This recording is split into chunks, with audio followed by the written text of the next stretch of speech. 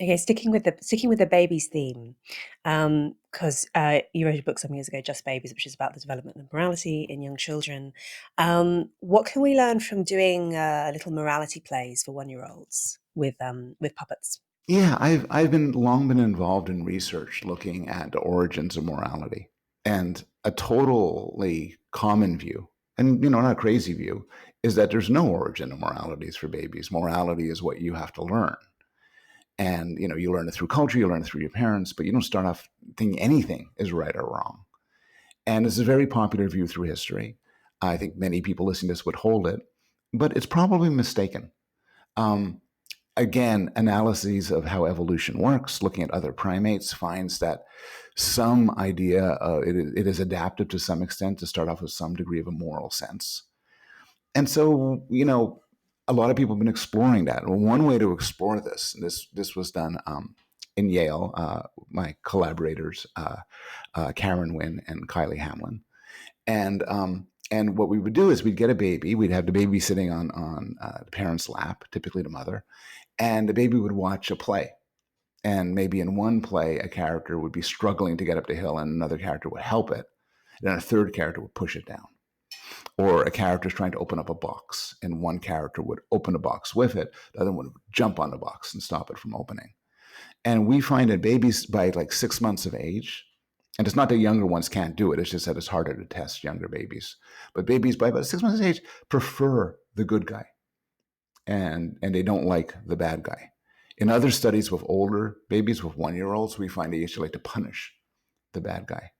And one idea is this speaks to human moral universals. There's a lot of ways in which our morality differs within a society, across societies. There's some fundamentals. And one fundamental is all things being equal, someone who helps is good, someone who hinders is bad. And not even someone who helps you. So this is children seeing someone helping some third party, and they consider that to be preferable to someone hurting a third party. That's right, and that makes it interesting, I think, because if I'm a baby and I tend to be drawn to somebody who helps me, well, that's simple, survival is simple to my benefit. You don't have to appeal to morality to talk about that.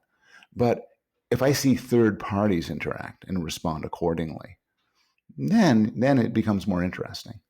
And there's even work with older kids, looking at fairness. And around the age of 1.5, if baby sees somebody distributing like candies, and in one situation, he distributes to two people, one gets two, the other one gets two. In a different situation, one gets three and the other one gets one. Babies are drawn to the character who distribute them evenly, fairly.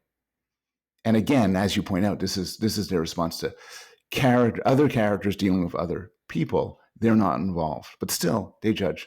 What seem to be some of the universals there? So babies are interested in people who like they like people being helpful. They like fairness, some degree of egalitarianism. Are there any other universals which we see cross culturally? There's some other studies finding that they could take intent into account. So if somebody does something bad, but by accident, it's very clear as an accident, babies don't take it as much of a black mark as if it was done on purpose. And again, this is very simple interactions like hitting or hindering or helping. Um, you also find this is all sort of when I'm talking about our studies, which look at babies' responses to things. You also look at babies' own emotions. So pretty early on, they're upset by seeing someone else suffer. You have the rudiments of what you call compassion or empathy. Um, then in the first year, you develop sort of moral outrage, getting angry at unfairness. Um, Later on, you get things emergence of emotions like gratitude and blame and so on. And I think these are all universals. I think the foundations of morality are kind of baked into our species by evolution. But some people hear me say this, and then they say, oh wow, so you're just saying morality's all innate. You don't have to do anything about it. But of course, that's wrong in a couple of ways. First thing, part of what we have by evolution is stuff which we may not be so happy with. We have a very powerful in-group bias. Study after study after study, and also sort of common sense says we favor our own over others, our own family, our own community, our own ethnicity over others. And there's good evolutionary reasons why this is so.